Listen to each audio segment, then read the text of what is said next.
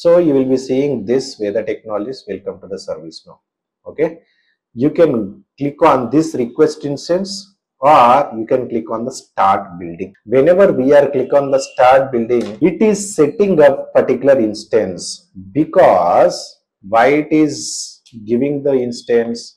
Because in the real time వచ్చేసి మనం sbi.com servicenow.com something అయితే యూటిలైజ్ చేస్తామని చెప్పాం కదా.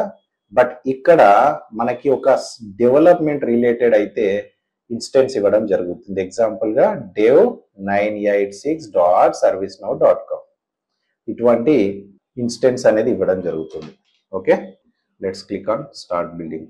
See here, I had create an instance. Automatically ServiceNow gives me one instance name. Okay, dev218042. this is the id I got it. But real time లో ఎలా ఉంటది? Real time లో మీ application పేరు ఉంటుంది. ఓకే, మీ application పేరు ఉంటుంది real time లో. ఇంకొకటి ఇక్కడ అప్లికేషన్ లోగోస్ ఉండవు. ఈ స్పేస్ వచ్చేసి ఈ కంటెంట్ అంత వచ్చేసి మీ అప్లికేషన్, మీ క్లయింట్ రిలేటెడ్, మీరు ఏదైతే ప్రాజెక్ట్ పైన వర్క్ చేస్తున్నారో దానికి రిలేటెడ్ లోగోస్ అయితే మీరు అసైన్ చేసుకోవచ్చు, కస్టమైజ్ చేసుకోవచ్చు ఇక్కడ. Okay, so let's click on all and you can pin it. That's it.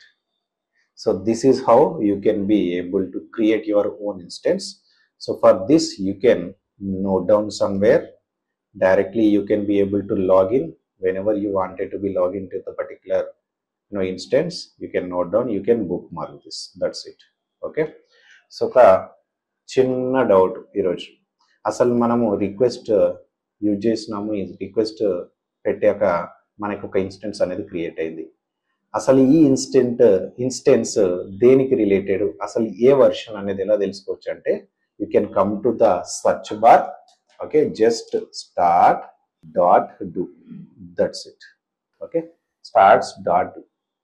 So whenever you are enter stats.do and clicking on the enter, మీకు ఇక్కడ ఈచ్ అండ్ ఎవ్రీ ఆ version ఏంటి, okay, ఆ statics ఏంటి, నీ ID number ఏంటి, ఇది ఎప్పుడు క్రియేట్ అయ్యింది, ఓకే, అసలు ఏ క్లస్టర్ నోడ్కి కనెక్ట్ అయ్యింది, బిల్డ్ డేట్ ఏంటి, okay, each and everything you will be able to see it మా. Okay, this particular stats.do will give you the